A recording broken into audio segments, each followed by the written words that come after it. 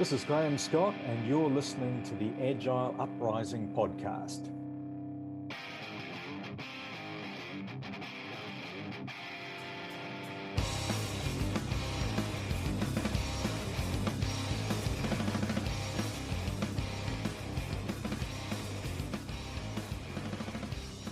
All right, it's another edition of the Agile Uprising podcast. You know who it is. You know what time it is. We're going to go a cold intro this time. I'm going to say thank you to Ben and thank you to Mike, my unindicted co-conspirators who are joining me once again. And speaking of someone joining us once again, we have him back on to talk again about his book where almost everything has changed. Mr. Jeff Anderson. Jeff, thank you for joining us. Thank you for having me. It's awesome. So we are so glad to have you back. The book we're talking about again is Organizing Towards Agility. And I believe, Ben, was it 2 years ago? 3 years ago we had Jeff on last? I don't remember how long it was. Yeah, it's COVID time, so it's all warped at this point. Yeah. Right.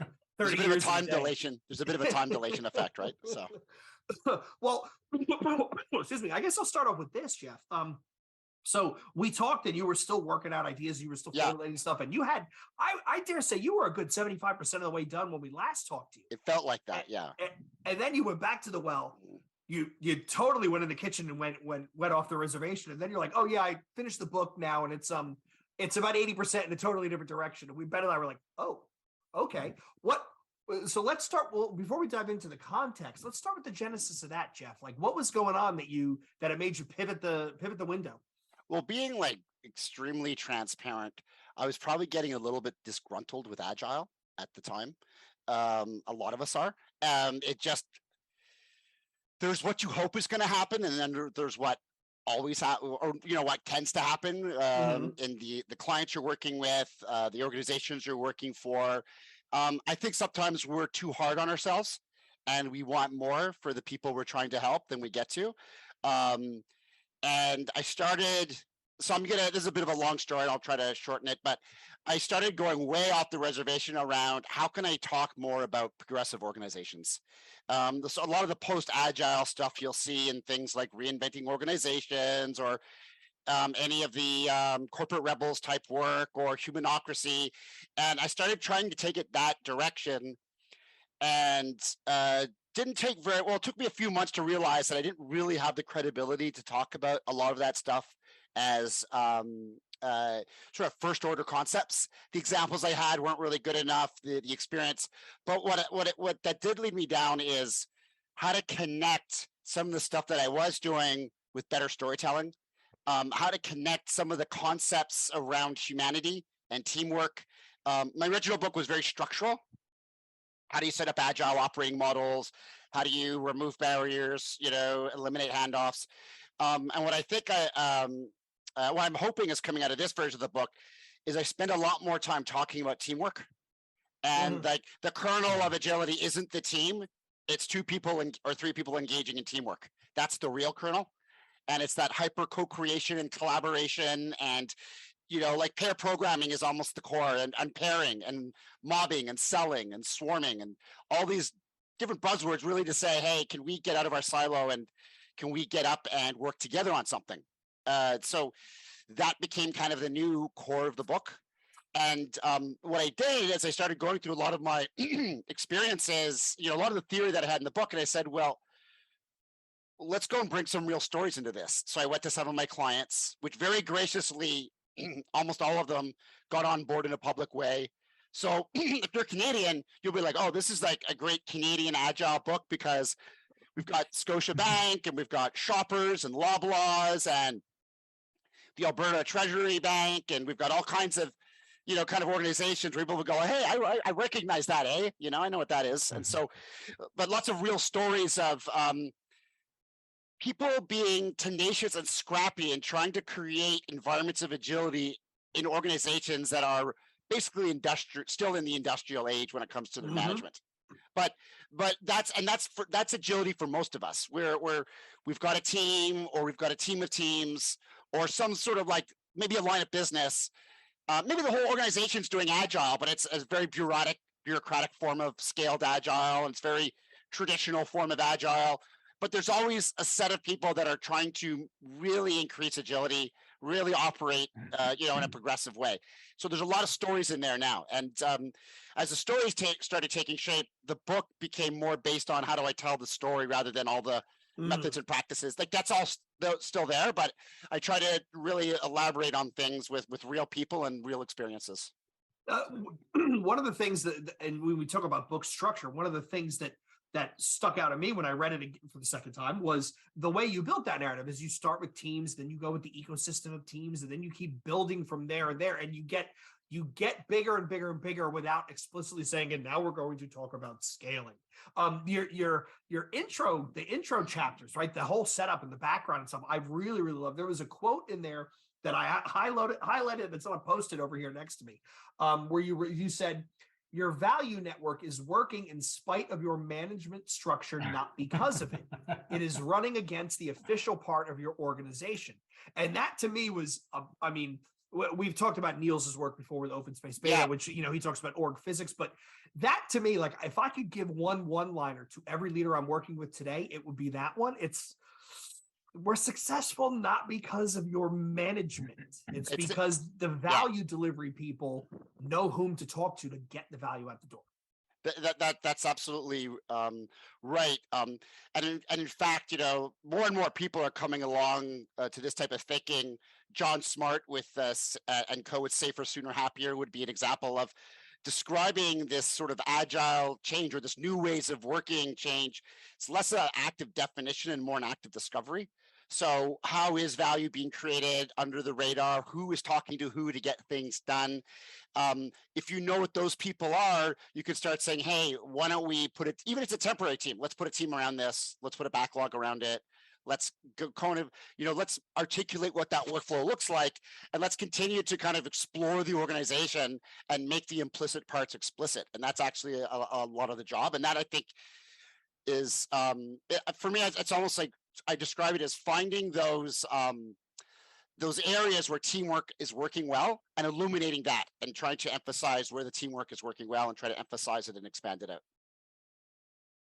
And so, Jeff, you made a statement that some people who may be new to this more modern way of thinking might find a bit strange, and you use the term temporary team, and that just kind of leads into the perspective on teams and teaming, and teaming as a verb just really struck out of me. It got me off my duff to actually download and start dynamic reteaming. Amazing book, by the way. Just started it the other day. Could you share a bit about that there's sacred cows that get slaughtered throughout, and love that. That seems to be getting at a sacred cow. Can you maybe tell the audience a bit about your perspective on teams and teaming and temporary teams and helicopter teams? And I'll start out by saying I think stable, cross-functional, persistent teams are amazing, and they make, that's the goal because, that is a goal, which is to create a safe space for people to engage in very effective teamwork. And teams are like, having that persistent, I'll call it typical big A agile team is a great way to do that. But now I'm going to counteract what I just said. Teams aren't the goal. Teamwork is. And even if we see any sort of implementation of a team-oriented workforce in any organization, you'll see lots of teamwork happening across and outside the team boundaries. And that's always going to happen because, especially in an environment of uncertainty where things are constantly changing, your team model is always going to be a little bit or a lot wrong. It's impossible to create the ideal team model, and outcomes and demands and market change and things are going to come into your organization, which is going to force you to collaborate across those teams. People used to make a very big deal about like the product-oriented organization. Oh, we got to organize around products. And everyone's going to organize around products, and that's much better than functions. But then, I don't know, something came along that said we need to go and optimize our onboarding of all products to a digital channel. And we're going to do this across 17 products. And if you get too religious about the big A agile stable team, you're going to allow that initiative or that outcome to go across 17 teams.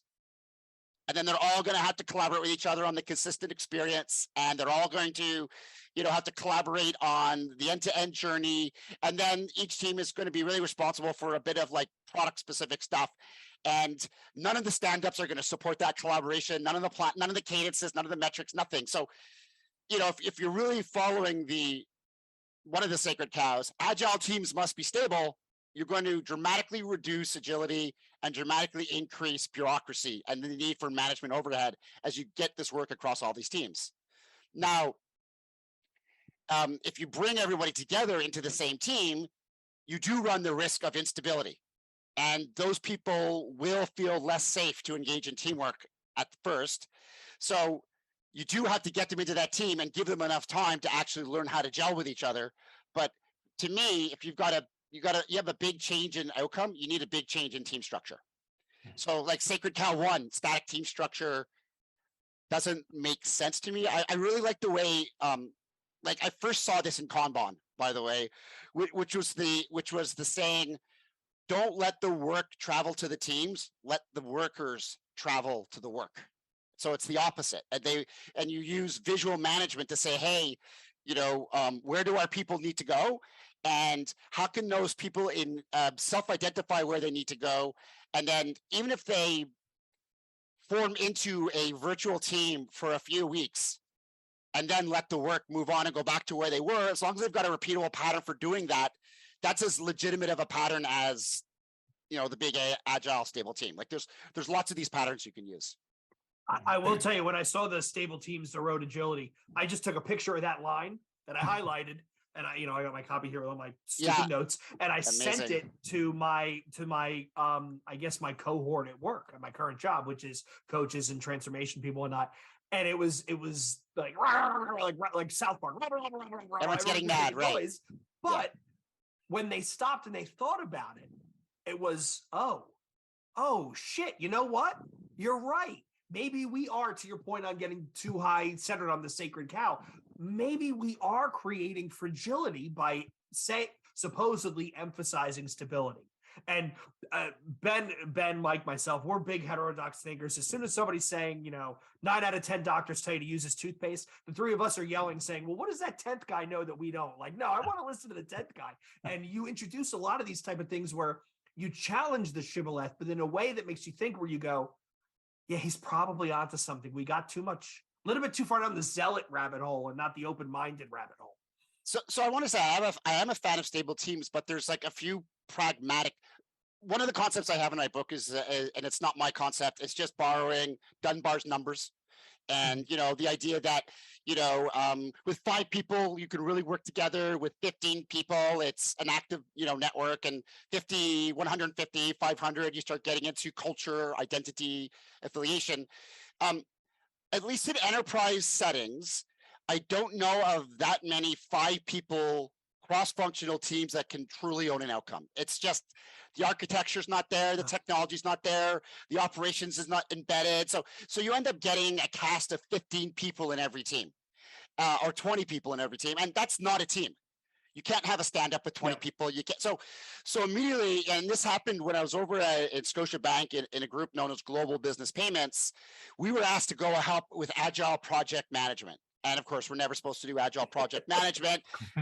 But you don't say no when someone asks you to help with something that's a little dysfunctional. You say yes, and by the way, here's what the future looks like. So we helped them with agile project management on this 10-person team. But then that worked so well that the business started saying, well, can you do this other thing for me? And it became a 12-person team, 18, 25-person team. And we're like, this isn't a team anymore.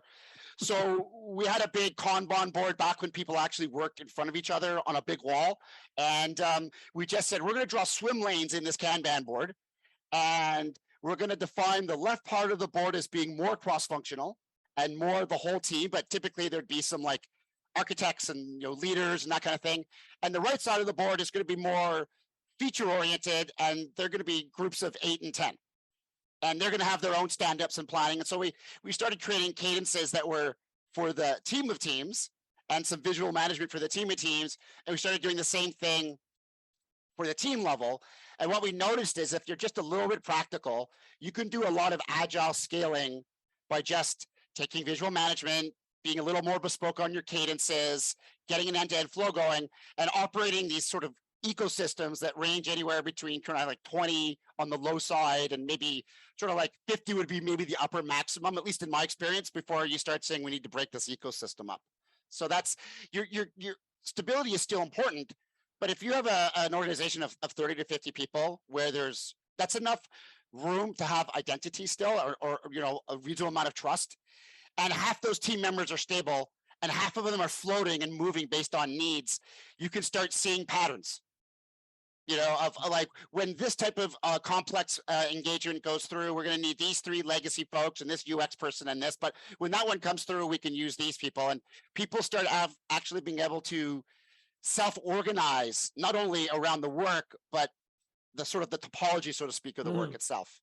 Yeah. And so, Jeff, you touched on something that really resonated for me. That was in the ecosystem portion, where you're talking about social density is the concept that scales, not agile processes. Yes. And the idea of containing dependencies within context boundaries. Again, Dunbar numbers plural, and just the whole idea of market-facing teams and the core and edge, and that just really resonated. I was like, that somebody put into words what I have lived, that kind of made sense. But you took the idea of market-facing teams a little bit further than I think many organizations are initially comfortable with. So I was wondering if you could tell the audience a bit about Sure, absolutely, and what makes it so powerful, because I think it's easy to miss that if you're not.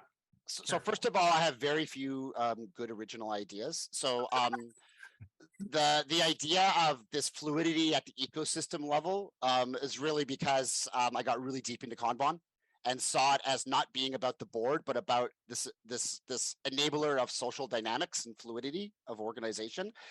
The market-facing teams really came out of Neil Flaglin's Organizing for Complexity, where he literally says, don't draw things as a hierarchy, draw it as a circular value network, where all of what you do is you start with all the market actors and their outcomes, and then you say, okay, what is required to deliver on those market actors and outcomes? And let's just say that's the team.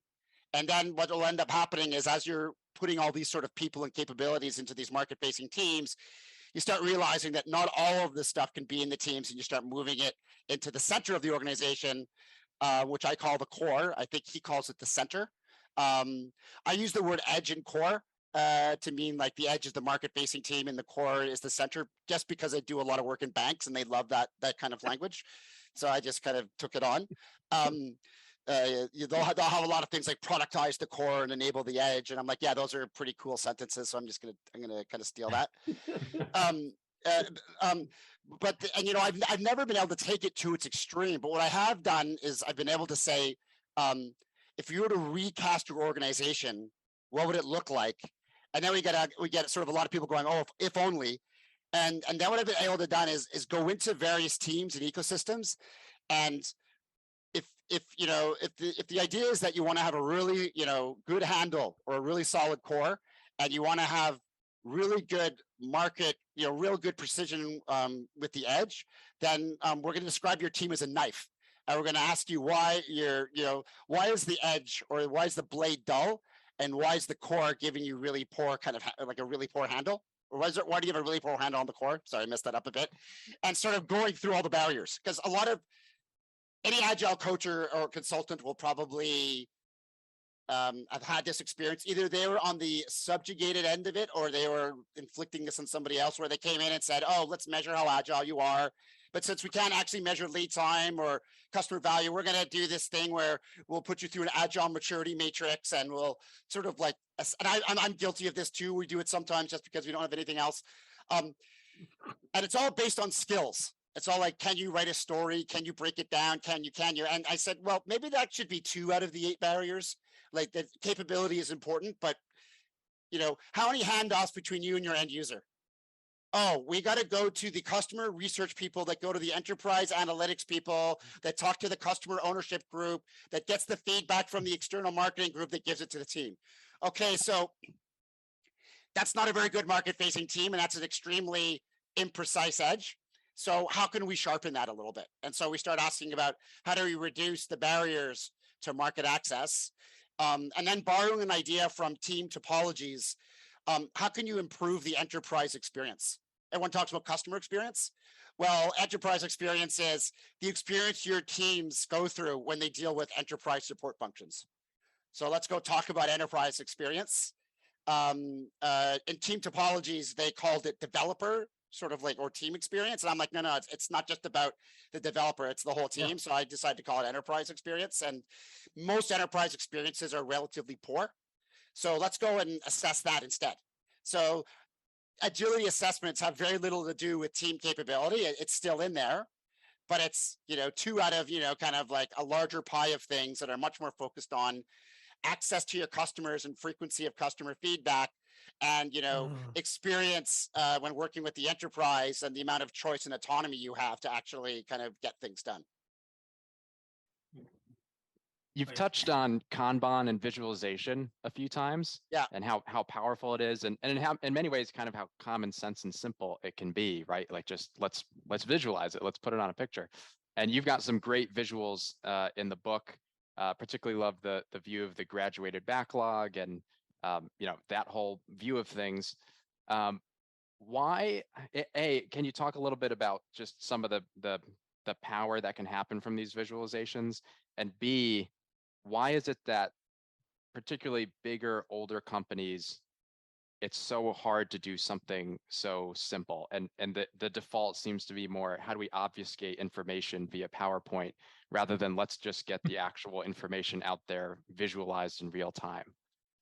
I don't think that's a really good question. So first I'll talk to the power.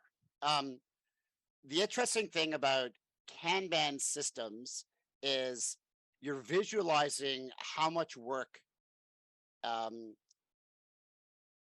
is occurring in every state of an imaginary workflow. And the workflow is imagined by the people doing the work. And it's also changed by the people doing the work, which is really powerful because you have this abstract assembly line. And just by visualizing it, you could start asking much more intelligent questions about who is doing what and why there are bottlenecks somewhere, how much risk is in the work. People tend to be very quick to grasp things they can touch and feel and color, and sort of Kanban is deliberately simpler than all the other systems that have been used to date. It's kind of like, I know we don't like Twitter anymore, but like Twitter is Twitter at its best is an effective mechanism because you can only say so much. We now know the problems with that, but Kanban is a bit of a similar situation where it forces you to say less, which makes sure that it's easier for people to get on the same page. And it's extremely powerful because if I know that there are, a whole lot of things in shaping and they're just piling up, but the downstream delivery is not happening and it's not working, I can go to the discovery people can go, what's going on downstream? And they can spontaneously go downstream and start engaging in an active teamwork with the people downstream and say, do you need help? And they can say, yes. Most traditionalists organize around either a project with individualized roles and responsibilities or a department with individualized expertise. And so if I want to add a new type of function or a new type of work, they add a new department or a new team, and it's all siloed. And that's why you end up like large programs will have 27 work streams and 17,000 project managers all coordinating with each other to kind of understand what they're doing. But in the Kanban world, you just say, what is the work? Who do I need to help on it? Let's swarm. And if nothing's working, instead of trying to plan it all out, you just do less at a time until things start to move.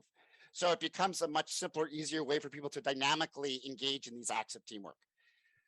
People don't gravitate towards it, I think, as much as they could, because they're still coming out of decades of industrial era management training, which says more specificity is good, more planning is good. If I only plan this thing more accurately, it'll be more, it's going to, like, they think predictability is an act of planning.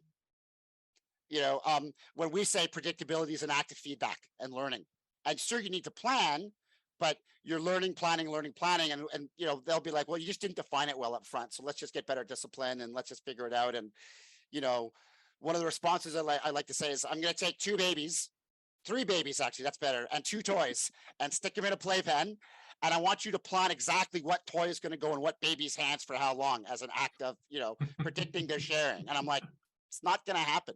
And it has nothing to do with complication or number of moving parts, or you're people don't realize they're in an emergent domain, or they've been trained not to accept that. And so it's all psychological acceptance, and it's acts of unlearning are more important than the acts of learning, which is, it's a long journey, Well, it's definitely a learned blinder Yeah. condition where I got pulled into a conversation and someone said, well, we just need the teams. And this is part of the org that's still doing a waterfall thing. And they said, well, we really need to target for this year. We need to get better at estimating.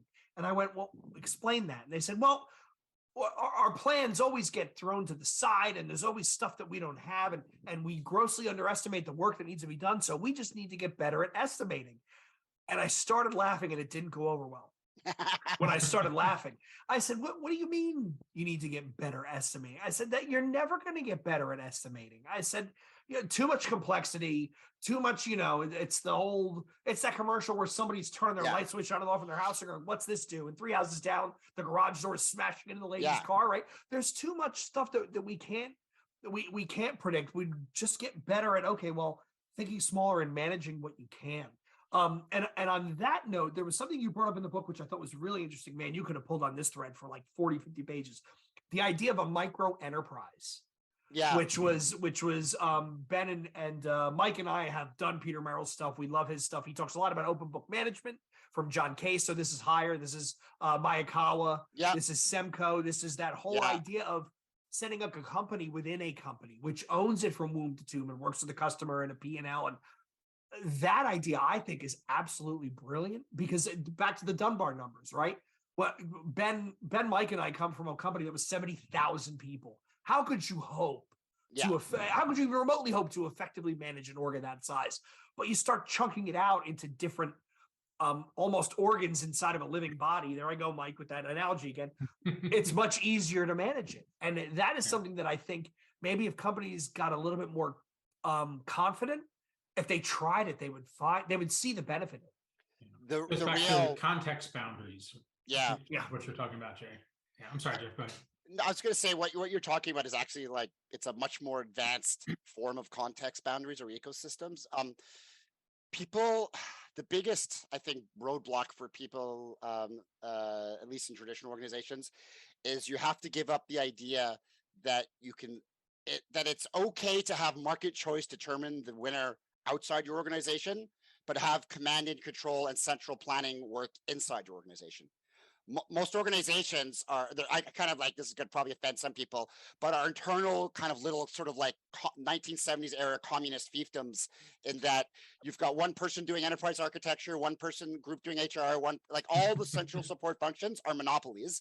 And when you've got 88,000 people, that's enough people to have a market. And if you go and be the only person providing a service to 88,000 people or 90,000 people or whatever it is, it's not only unfair to the people using that service, it's unfair to the people providing the service. Because the people providing the service can't prioritize who to service. And they try to do everything and they end up doing a poor job. Like any time you use a monopoly outside in the real world and you get bad service, the people working for the monopoly have just as much of a thankless job as the people getting the service. So organizations like Hire get onto this idea that two teams should only work together, or two ecosystems should only work together if they create a contract. And they say, well, you do this work and I'll pay you this much and I'll do that work. And so at a Hire, HR is a choice. You choose your HR provider. And there's multiple HR providers, or, you want to use these people who are providing some kind of infrastructure, you choose.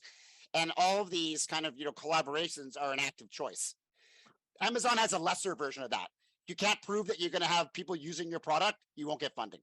So even the internal products, you have to prove it based on usage. So there's this notion, like really successful organizations at scale, they have a network, but the network isn't a command and control engineered network. It's a real network. And so choice is being used to determine which of these things succeed and which of these things don't succeed.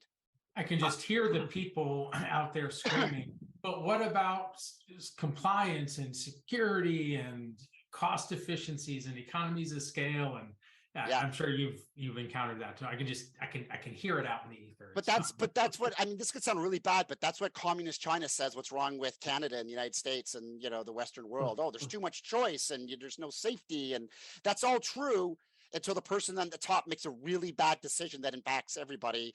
And you go from a completely closed society to opening everything up in a matter of 2 weeks. And, you throw the baby out with the bathwater, and that's what you have in some of these more totalitarian organizations is they're really, really good until they're really, really, really, really bad. And, and I don't think that works any differently inside of an organization. Regulations, you could have numerous regulatory providers that are competing with each other. And like at Amazon, there's a lot of social peer pressure that if you're not using the established framework, just because you're a renegade, people will go like, but this is good. Why aren't you using it? And the actual social density, but the social density really comes into play and says, what's going on? And I'm not saying Amazon is great in all ways. There's lots of toxic stuff there too. But this idea that social kind of pressure and the reasonableness factor can go into a lot of these conversations. So if you're in a highly regulated environment, you might have a number of in-house really good regulatory providers, and you choose to go with none of them. Well, you're going to have somebody say to you, well, if you incur the risk, by the way, you own the complete profit and loss of this risk, and if you go under, you're going under on your own, and all the people that are under you will no longer have jobs. So, you skin in the game. Yeah, you're forcing them skin into in the game. Yeah, And rather than having the regulatory kind of body, the advisors in your organization be completely responsible for it, they're just there to advise you. And you've got one of the things that's really neat with these concepts is the team has the P&L. Or the ecosystem has the P&L, and maybe it's virtual. We've done it virtually with some organizations where at least they know their carrying costs, and then they know kind of sort of a model which based on usage, what revenue they're making. And it's not to the complete higher level, but you see a lot better decision making when people can see kind of the inputs and the outputs, and then they have more skin in the game, basically. It kind of reminds me of a point that you hit on was about autonomy, not independence, and kind of the balance there, which reminded me of something from Xscale, autonomy with alignment, and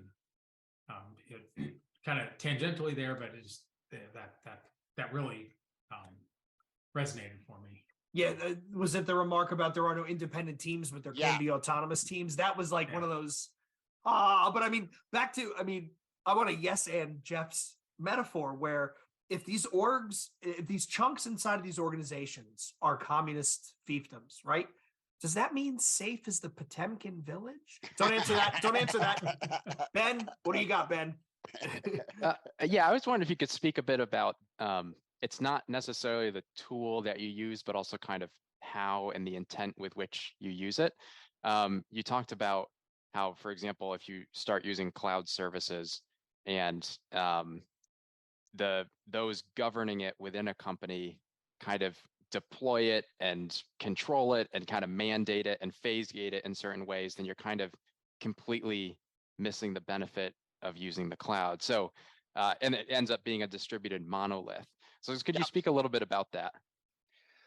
Well, first I'll talk about the sort of like the enforced DevOps model, or DevOps as a set of enforced tools. Like when I've got a couple of really good coaches.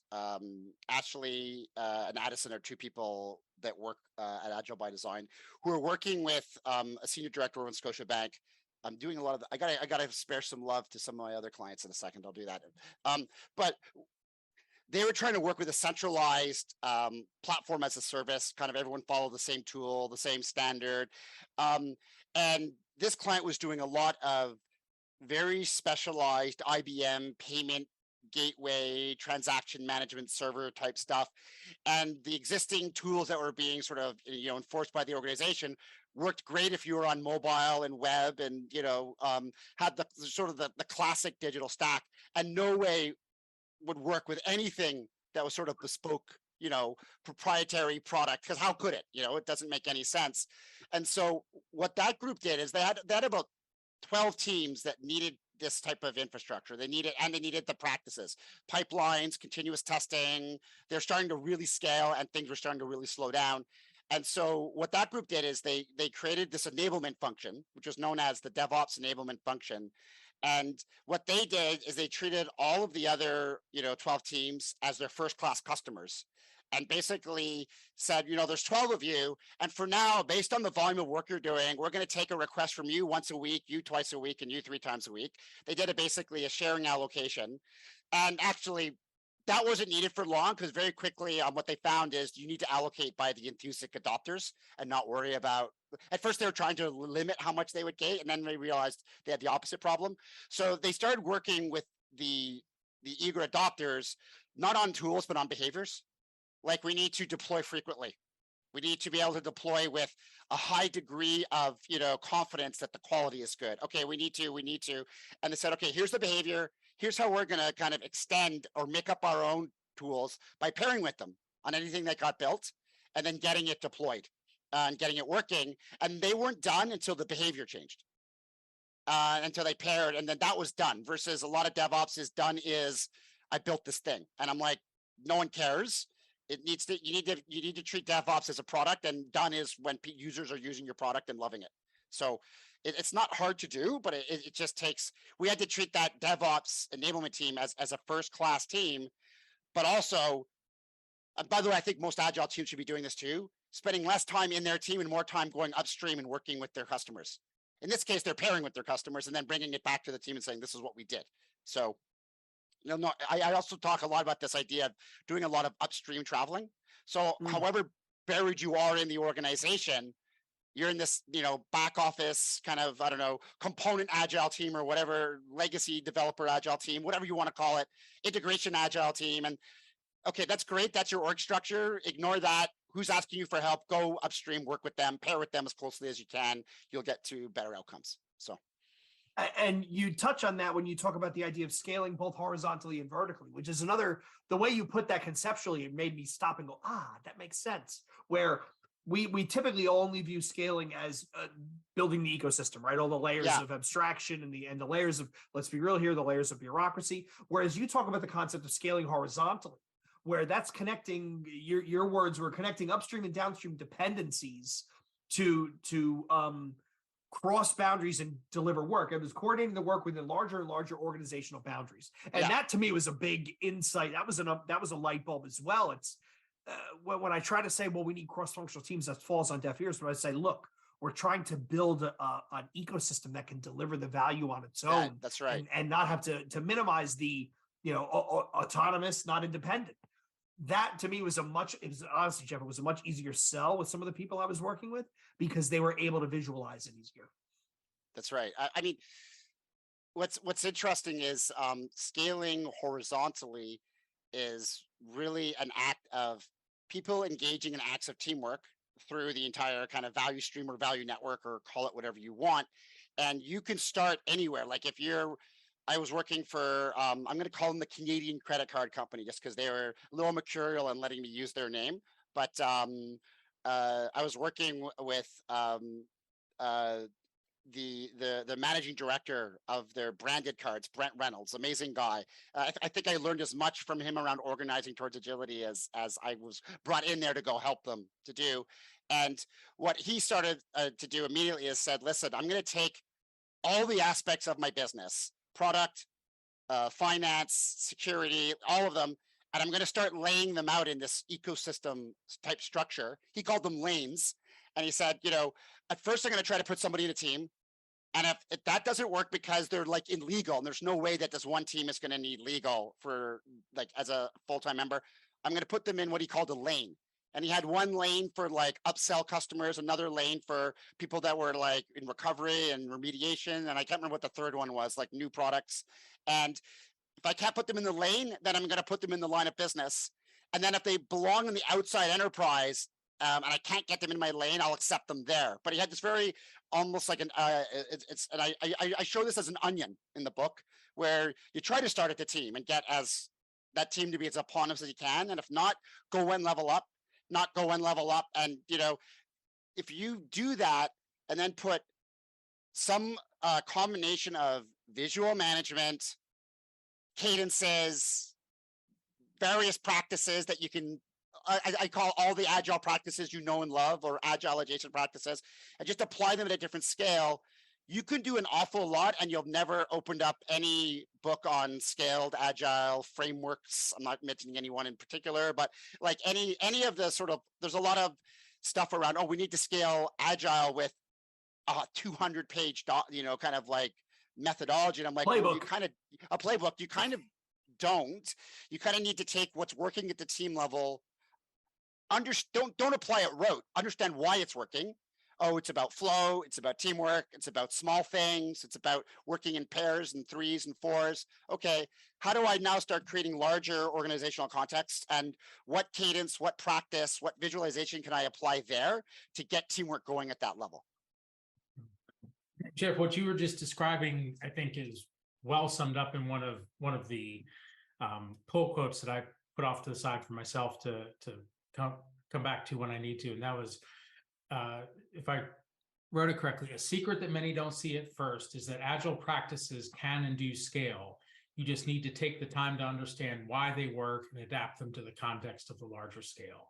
And what you just described to me is a brilliant example of that principle. And I just thought, like, that's kind of cutting through all the nonsense and getting to how to make this work at a larger scale. And I just thought that was great, along with the visionary pragmatism. I love that. Yeah, that one I owe you royalties for that, because I've used that quite a bit. Amazing. The two-word combination really does describe what we're really shooting for in a very elegant way. And I mean, who doesn't want to be visionarily pragmatic, right? It's kind of like how the word agile sold so well. Who doesn't want to be agile? Right. I mean, the visionary thing, like I've, especially coming from, my background is I came from a big consulting firm and was lucky enough to get the support to do the agile change thing before agile was like popular, and you could say agile outside of a room in the back of the high school with the other developers, which I'm glad, I'm proud to say that those are my roots. So I that's my excuse for saying I probably did agile change the wrong way, and every wrong way you could possibly imagine. Big change, big roadmaps, huge visionary. Let's throw the baby out with the bathwater. The problem with doing it in a visionary way is you're going to miss something if you try to figure that out up front, and you're going to miss big things. Like the devil is in the details, and the warts of the organization, and the scarring that's there from the it's all about the past trauma and the past income and the past and the current constraints that really help you do this. So the pragmatism needs to be start small, do it incrementally, invite, don't inflict. Be very willing to, be less like, do use cases if you want to. Oh, you love use cases? Here's a great, there's this guy named Alistair Coburn who does use cases in a cool way. So let's go do those. Or you don't want to do practice X, fine. You want to do mini waterfalls. That's another John Smart thing. Okay, mini waterfalls. We're going to do mini waterfalls. Be willing to move at the pace that the organization wants to, because success brings permission, and permission brings more success, and you can start building this out. So you have to really, and I'll admit, I'm not, it's easier to write about it and then sort of like kind of gloss over some of the mistakes I've made. But I struggle with the pragmatism part sometimes, but I've got lots of other people that help me and say, hey, Jeff, remember that pragmatic thing you talked about? I'm like, yeah, okay. So it's really important to kind of step up back and make it your clients, make it your customers. And that, by the way, if you're not a consultant, your client, and you're a coach full-time, then your customer is the teams. And if you're a scrum master, your customer is still the team. So you've always got customers, and make it really go at their pace. And then, because it's sort of like it goes like this. It stays shallow, and then all of a sudden it spikes up. And the hard bit of that is the minute-to-minute, day-to-day judgment calls about when is it helpful to push a little bit versus pull back a little bit. And, well, I'm a pusher. That didn't sound right. I like to push a lot.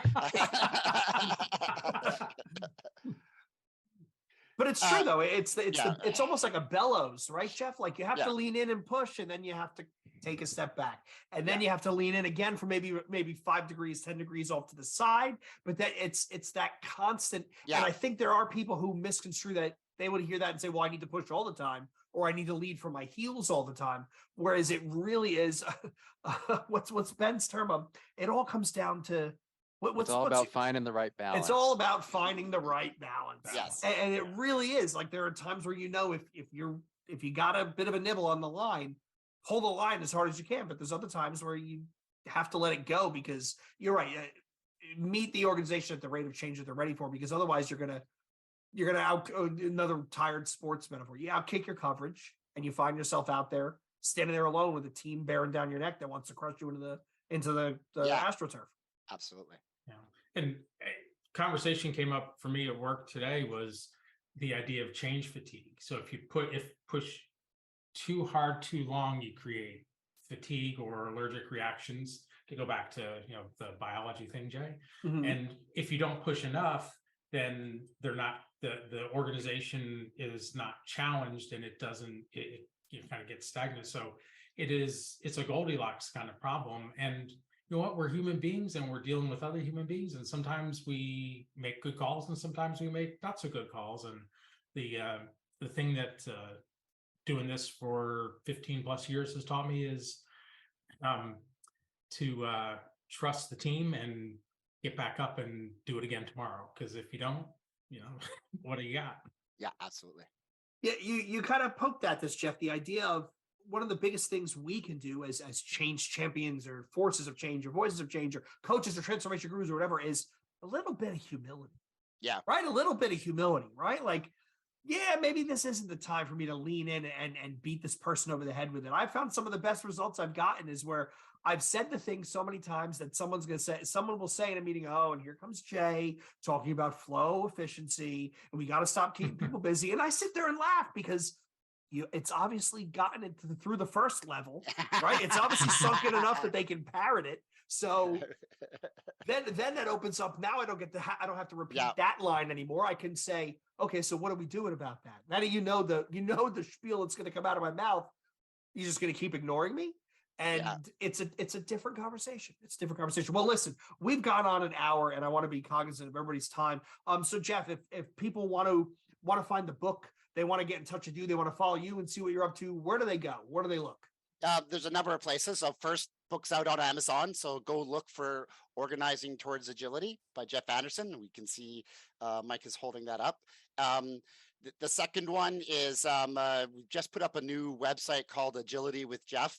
And it's kind of what I tried to do is answer some, like we actually went and said, what are people asking about around Agile? Like, what are some of the most popular questions? And some of them are quite basic, like, which methodology is better, Agile or Waterfall, or what's the best one? And so what I've tried to do is take some of those questions and say, okay, it's not about Waterfall versus Agile, it's about industrial versus human. And, just try to, or, reframe some of these things, like which one is the best Agile methodology? None of them, and just talk about the values and principles and the mindset and the practical things you can observe without getting into methodology wars. So, and then I'm slowly starting to scale up the content to incorporate some of the stuff in the book as well. So if people are actually, I think all of us as coaches are looking for new ways of just answering the mail with some of the basic questions. I'm trying to do it in a way that I hope is similar in the vein of what I've done within the book. And then finally, you can also just, I'm also the president and CEO of Agile by Design. And so if people want to go to agilebydesign.com, we've got a blog there with that. Not only do I blog on, but a number of other coaches that work in our organization do as well. Awesome. So I want to thank Jeff for coming on. I want to thank on behalf of Ben, Mike, and myself, on behalf of Ben, Mike, myself, and Jeff, I want to thank all of you for tuning in again. You know where to find us. You know how to go to Discord. We've got royalty-free outro music. So until next time, we're saying cheers. Bye, everyone.